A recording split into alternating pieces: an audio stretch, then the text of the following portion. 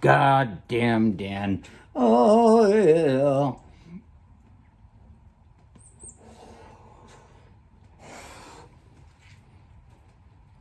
Who's the guy that you had to cover the ass of? That's what it comes down to. You sit there and you think you work on a place that never closes.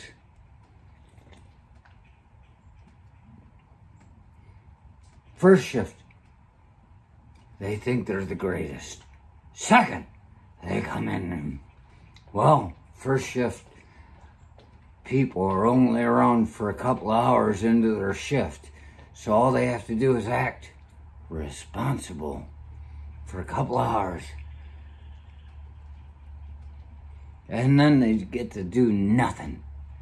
And then the guy that you're taking over for is sitting there trying to show you some video about a guy on a forklift.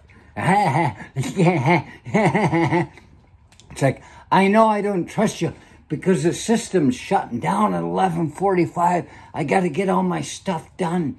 And you're screwing me because you don't do your shit. Because if somebody has a vacation day, you feel like you deserve something more too, because you had to work a couple of 12-hour days. Now, the guy that got the vacation day comes back and he's like, I'm hungover. And now I got to work another 12 hours. These fucking people. This is what it is. It's the people that think they owe you something because they did their job. What was expected of them? And they're going to punish you for doing what they're supposed to do. And they believe if they did any goddamn thing at all, then somebody else is going to have to do more. And they do everything half-assed to where you walk in and you go, what the fuck? And then you're running all night trying to keep shit from going dry. And first shift comes in at 7 in the morning and says, what's that doing there? And you go, what the fuck is the matter with you? And then you hear it come back around the way. Does a lot of running around, but doesn't get much accomplished. It's because I'm fixing everything you fucking did and do. And you wonder, where's Dan? Where is his hideaway?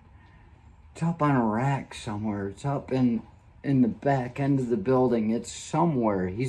I've found whiskey bottle, or empty vodka bottle in the one guy's jacket that ran before me. His name was Mike. This stupid bitch. She didn't like me anymore after we started working together, Mike and me, because I held him accountable. Nobody knows this though. I found his jacket. He would always say, oh yeah, I'll take care of it. And he always reeked like fresh alcohol. You ever smell alcohol coming off of somebody at the end of their 8-hour shift? You can tell the difference between stale alcohol and fresh alcohol. And he'd always be chewing gum, and you'd find pop bottles all over. He's trying to cover the scent. And you'd go, what the fuck is that? And he'd go, oh yeah, I'll take care of it. And he goes blowing out through the back of the warehouse. And it's like, what the hell is that? Hey, people are calling for things. I'm like, he was supposed to have taken care of that, but he escaped. And the one night I found this guy's empty whiskey bottle in his jacket. I didn't mean to find the empty whiskey bottle. I found his windbreaker jacket, members only. And I picked it up, and it was heavy. I was gonna put it in the supervisor's office, and I said, you know what? This guy has screwed me enough. And I just hung it off the edge of something that somebody would obviously be coming to get, the most common thing to come to get. I hung it there and I said, screw you. You wanna fuck with me? You could see the snake. I hung it there. Next night I came in and I heard Mike got fired. The first shift cunt that comes in, Kathy her name was. Don't want anybody to get mistaken. She found his jacket when she was going to get one of those things that we so commonly get. And it had the empty bottle of vodka in the pocket that was there when I found it. I didn't tell anybody. I just let it go. And that guy got his ass canned because she's a rat. I'm not a rat. I'm a snake. You want to fuck with me?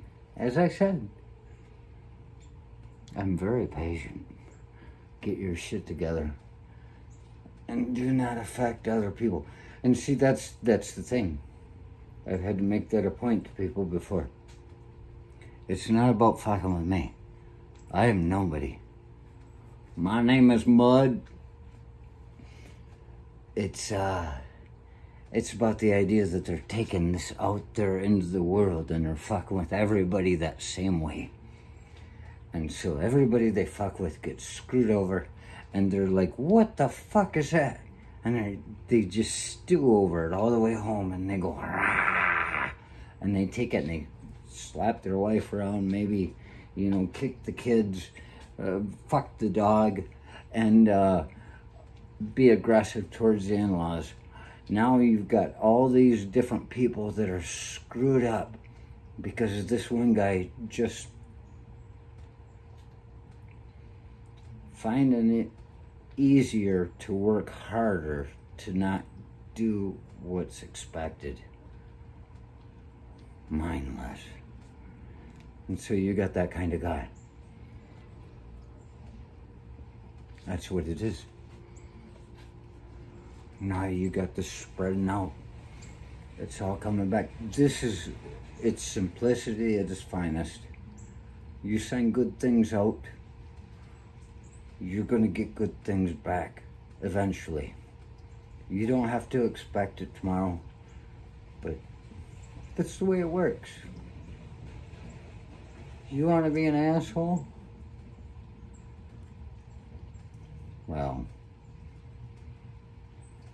it's not that special. It's the easiest thing in the world to do. And so you got that.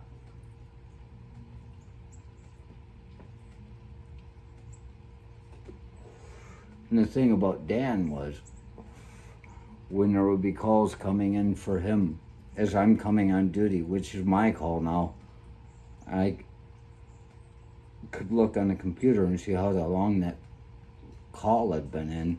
You go, where were you? But everybody knew. And I would pass him sometimes on my motorcycle, coming into work. He's coming from the liquor store because they close at 11. He gets off at 11. He's got to get his liquor before, so he can have cold beers on the way home. I understand this. You know, you go, why wouldn't you just have beer waiting for you at home? Oh, because he needs it on the way home. Even though I understand it doesn't mean I agree with it. And so he'd be off campus, blowing things away, getting his beers. So he'd go, look at this. You sick bastards. Everybody that's bitching about somebody not doing what needs to be done, it's a pretty good guess they're the people that aren't doing what they need to do to get things done. And just as I said, the first person to bitch is generally the first part of the problem. They get to the boss, so they have the primacy effect. Recency effect that just sits back and goes, well, I don't know, I remember a guy that used to sleep on the boxes